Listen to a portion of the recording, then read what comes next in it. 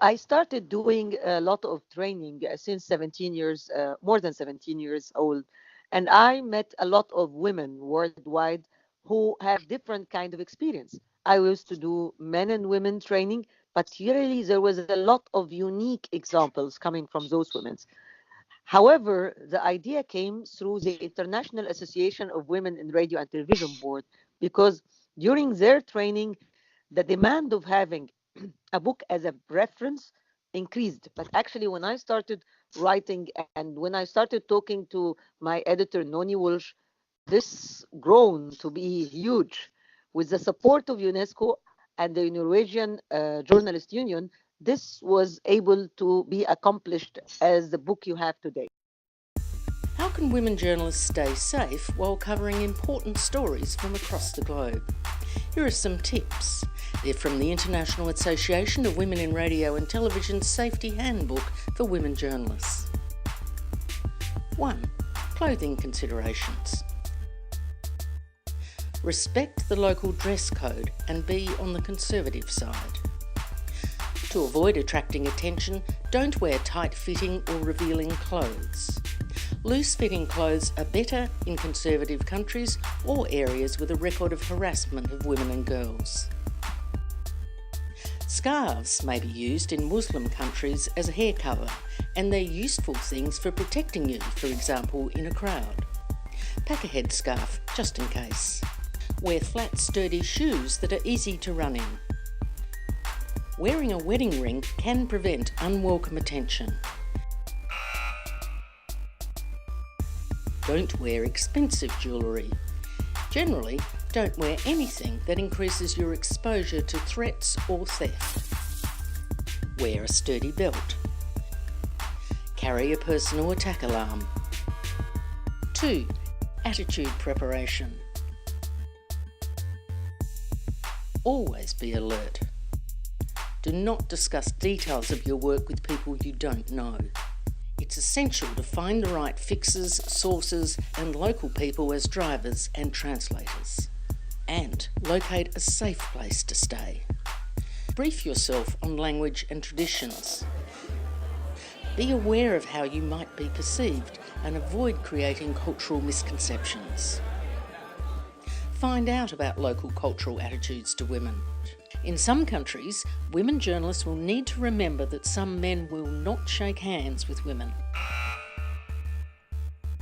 Some types of conversations or acts can be inappropriate in particular conservative cultures. For example, visiting a single man or inviting a man to your room can be misunderstood. Body language also differs among cultures. For example, eye contact sometimes can be considered flirting, whilst in other countries it can reflect disrespect. In some cultures, a lack of eye contact is disrespectful. Control emotions which show in your body language. It may save your life, for example, at a security checkpoint. Develop check-in protocols with someone you trust. When travelling, have an established time for checking in. A clear contingency plan should be ready for activation should you fail to make contact. For more information on how women journalists can stay safe and secure, download the Safety Handbook for Women Journalists at www.iawrt.org.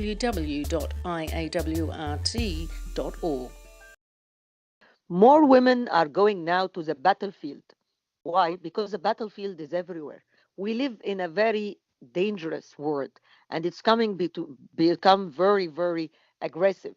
And women are targeted. They are targeted for two reasons. Nowadays, journalists are targeted the most. And you've seen the statistics that tells us that journalists are targeted because they are journalists. For women, they are targeted for that, and they are targeted because they are women.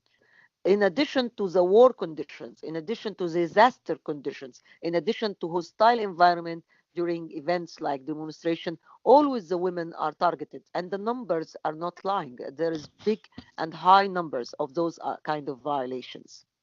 It's becoming a very conservative word, and I'm not talking only about conservative in a religious point of view, but in a cultural point of view. You see that you don't only see it because I trained in Europe as well, for example. I trained in Western world. I don't only train in the Middle East, which is very violent. I don't only train in Africa and Asia, where there is a lot high levels of violence as well. But I'm even talking about countries in the Western world, and you see the more conservative society aggressively attacking women. The International Association of Women Radio and Television chose with the UNESCO that the launch of the book be in Manila. It happened in November last year, 2017. And it was significant because there is a big crackdown on women journalists at that time.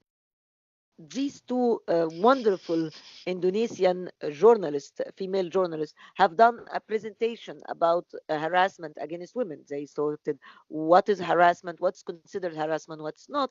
I was so happy and impressed at the end they referred to the book. Also, there was another session about violence against women and girls, VAG, and they referred to our safety handbook.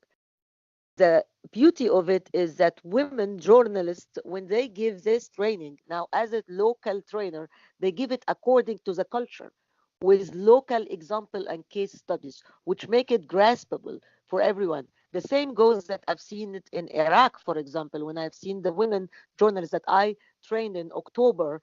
They translated parts of the book, like half of the book was translated to two local language, Arabic and Kurdish, and they started giving training according to this book. Nowadays, they are giving the trainings, and I'm sure they are giving it with the better local examples than I would have ever, me and Nonee, have thought of. So the book now is localized, and I think this is a sign of success.